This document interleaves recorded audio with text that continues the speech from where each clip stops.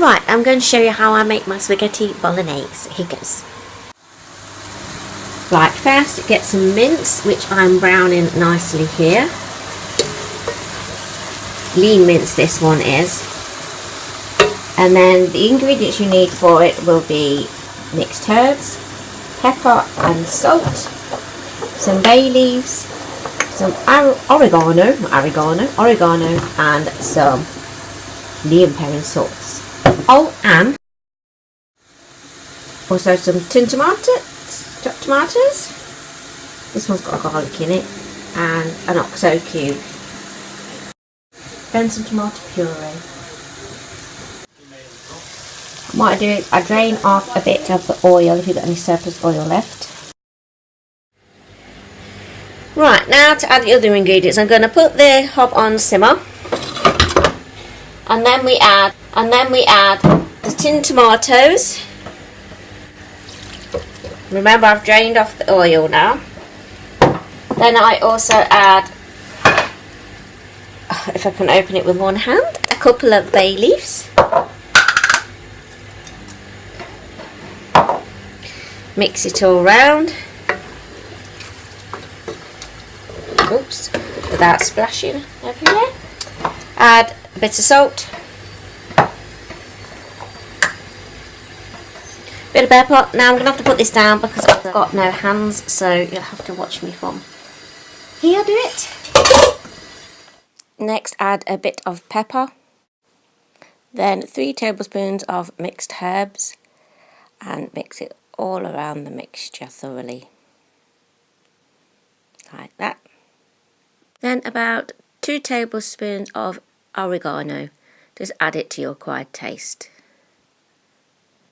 and a dash of Worcester sauce, like that. Mix it round.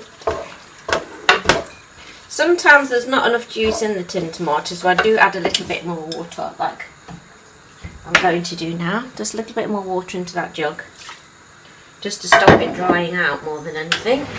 Now add the oxo cube, which I've kind of squashed in the packet so it's easier to put in the pan. Then we will add the tomato puree. Now I normally add about 3 of these wooden spoons, like a tablespoon of tomato puree. But Jessica, my daughter, likes to add the tomato puree herself because she likes it really tomatoey. I don't normally do it this much. What I do is 3 and then leave it, but because Jessica likes it tomatoey, she likes to add a bit more puree. So, but for anybody else, actually I think 2 of these spoons will be enough. So 2 dessert spoons.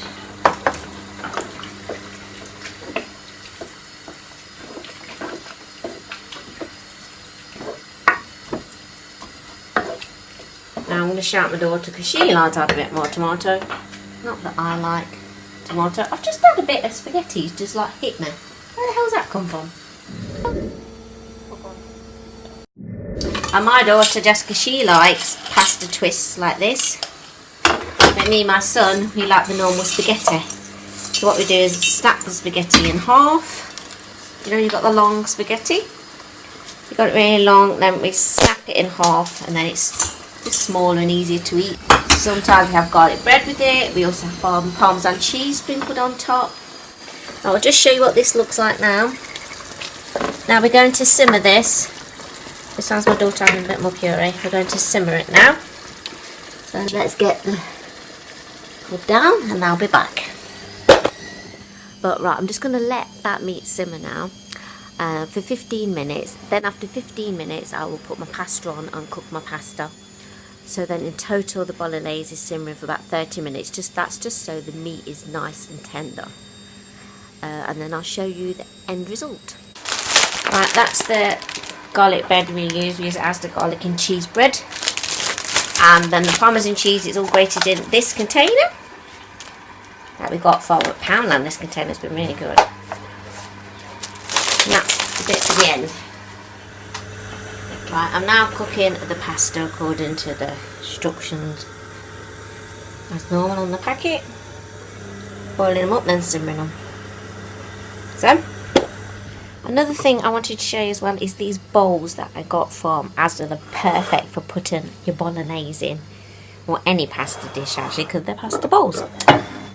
These were, I think, these were £2.50 from Asda, or the £1.75. One of them. I will double check and put it at the bottom of the screen, but they are perfect for pasta dishes. That's the meat all ready and all simmered. You can add a little bit of chilli powder to it if you want a little bit of a kick in the mixture. It all depends on your taste really, basically. But that's all done. That's the finished result, spaghetti bolognese. I hope you enjoyed it. If you liked it, please leave a thumbs up and subscribe, and I'll see you all very soon for my next video. Bye!